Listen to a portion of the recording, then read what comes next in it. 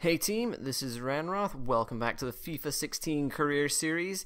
Today we're going to have a quick video. I'm going to start a mini-series for over the year on formations and tactics.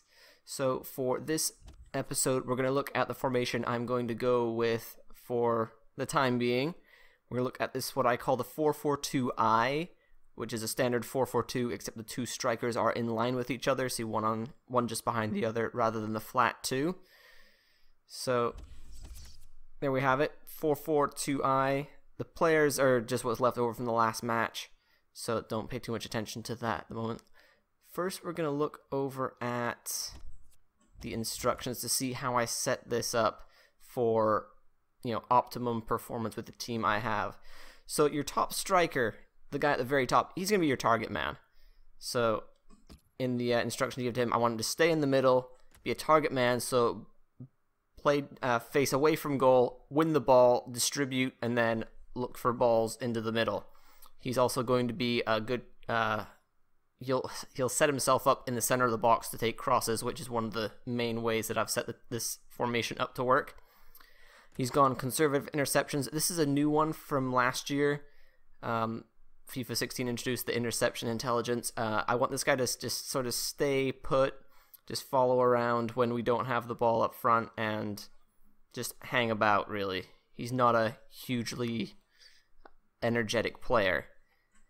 And then basic defense support, I really don't change this one much because he's a striker. I just want him to stay put, really. So moving on to there's two different ways to spin this formation. You could call it a 4-4-2-I, as I would, or you can call it the 4-5-1 with that attacking mid. I've got this set up as that center guy in behind the striker as a center forward. It gives you slightly different options for the instructions. So let's have a look at him. I'll give him balance width. He can go wide if he wants, but he'll normally stay in the middle. Since I have good speedy options for my other striker in Shawn Jeffers and Jamie Burrows, I want him to make runs beyond the target man, try and get in behind. It's worked well with Shawn Jeffers in the first match of the preseason tournament, so I like the way that's working. I want him to work a lot harder on interceptions and just really be a menace when we don't have possession and the opponents are passing the ball around the back. So that's why I've got his aggressive interceptions. And then again, basic defense support. Let's swap over here to the left mid. I don't think I've changed anything here. He's not gonna come all the way back to defend every time, but it's not like I want him to stay up. He's just gonna read the game and figure out what he needs to do when it comes to defending. For chance creation, your options here are cut inside or stay wide to make crosses. I'm just leaving this as is because all my wingers are good balanced wingers, so they can make their decisions whether they should stay wide and try and swing it across if the center mids are in good position for that, or they can cut in if they've got a good angle on it. In terms of support runs, your options are get in behind or come short. I like that balance because if they've got the space to run in behind, go for it, but if that space isn't there, hold up.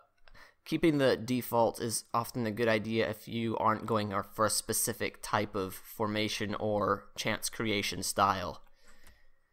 And then here's your midfield options. Interceptions, I've got him on normal. I don't want him getting pulled too far out of position going aggressive interceptions, but I do want him to try a lot.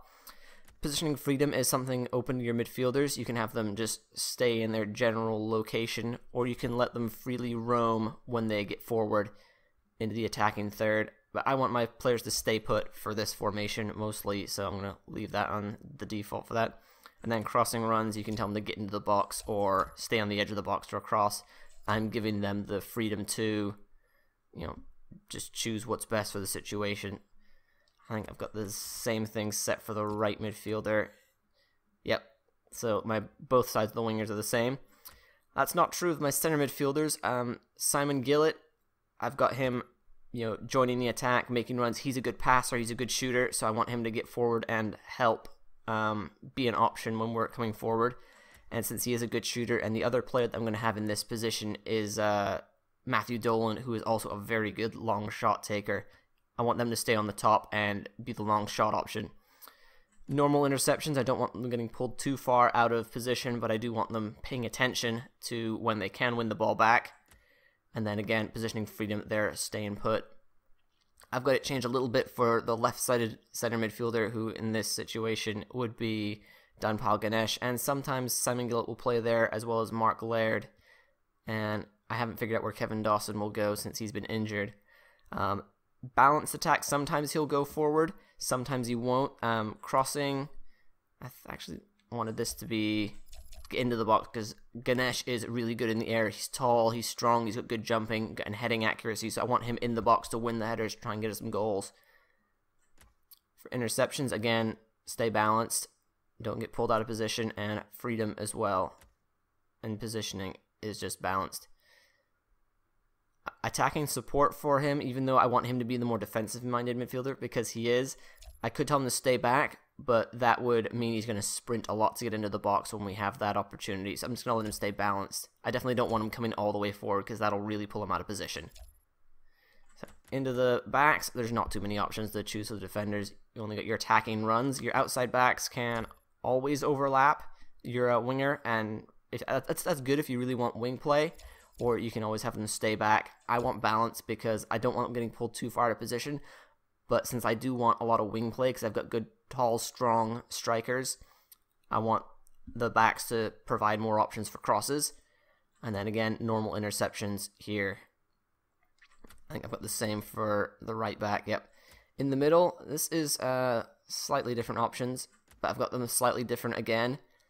I've got both of them on conservative interceptions because I don't want them getting pulled out of position at all. Just stay put, guard the line, don't do anything hasty. And my right-sided one will stay back while attacking. That will probably increase the gap between him and at this point Gillett. So you know, there might be a gap there, but that's something I'll watch for. On the other side, currently Arthur Worry, he has the option to join the attack if the opportunity arises. I do remember that first goal we scored from Sean Jeffer. It was Arthur Worry making the pass from just inside the opposition half, sliding that ball through. So that was one opportunity where that worked really well. Quick look at the tactics over here.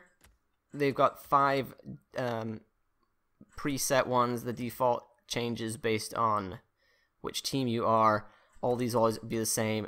I always go with custom tactics because I want to see what my changes are doing to the team. So let's have a look at what I've set. Speed is pretty balanced. Passing is balanced. It goes from long, short, and mixed in the middle. I like all sorts of passing, so I'm going to do that.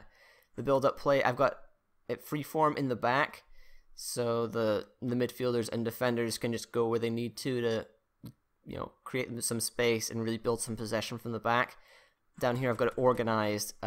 Coming up front, I want my center striker to stay put. I want my forward behind him to make the runs. I want my wingers to stay wingers. And then the center midfielders can go where they have been assigned to with the instructions. My chance creation, I've always been a fan of good passing and through balls. That's always been my prime choice for chance creation. But with this formation, crossing is going to be big.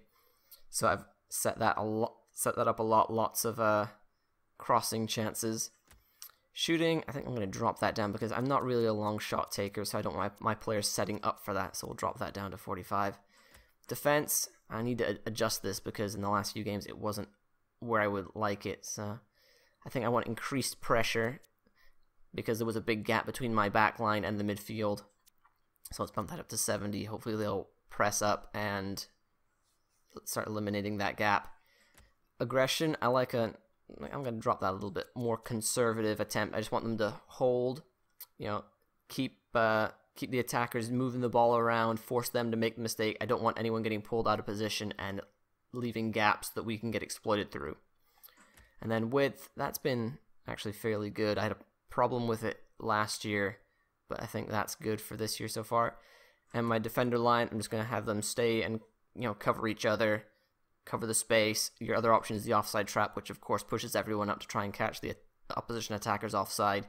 But that's a risky idea, and I'm not that much about risks, so I'm going to leave it as cover. Thank you for watching. If you have any ideas on how to improve this formation that I'm using, or if there's another formation you want to see me do this mini tutorial on, leave those comments in the description. Thank you for watching. Any comments are appreciated. Like and subscribe if you haven't done that already, and I'll see you in the next Yeovil Town video.